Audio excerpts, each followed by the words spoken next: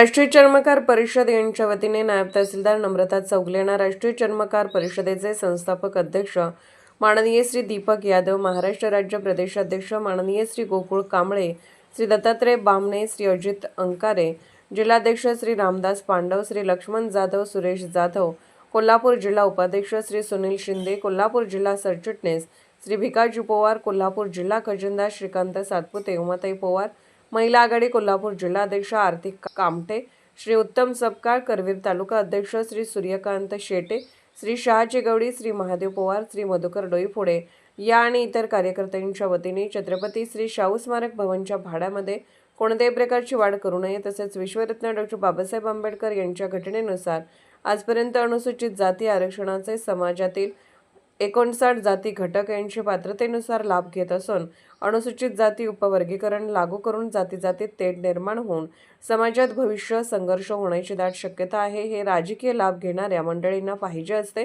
पण न्यायव्यवस्थेवर दबाव टाकून न्यायव्यवस्था अनुसूचित जाती उपवर्गीकरण आरक्षण लागू करण्याच्या प्रयत्नात आहेत.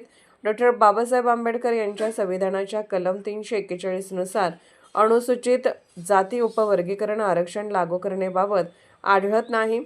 छत्रपती शाहू महाराज स्मारक भवन कोल्हापूर शहरातील मध्यवर्ती ठिकाणचे सर्वसामान्य जनतेला परवडणारे असून समाजातील चळवळीतील कार्य करणाऱ्या कार्यकर्ते, पुढारी व सामाजिक भान असणाऱ्या कार्यकर्त्यांना आर्थिकदृष्ट्या सोयीस्कर होते.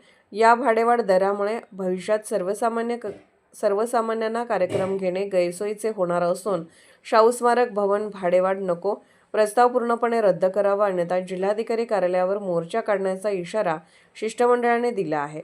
आमच्या प्रतिनिधींशी बोलताना संस्थापक अध्यक्ष दीपक यादव आणि गोकुळ कांबळे यांनी सांगितले, या छत्रपती श्री शाहू स्मारक भवन येथे आम्हासारख्या कार्यकर्त्यांचे काही कार्यक्रम होतात आणि त्यातच यांची भाडेवाढ आम्हास न परवडण्यासारखी आहे.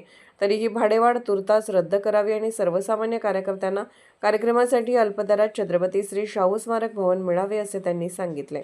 दरम्यान यात शिष्टमंडळाने भाजपचे कार्याध्यक्ष माननीय श्री शंतनू मोहिते यांना पण विविध मागणीचे निवेदन देण्यात आले. यावेळी राष्ट्रीय चर्मकार परिषदचे सर्व पदाधिकारी, कार्यकर्ते मोठ्या संख्येने उपस्थित होते.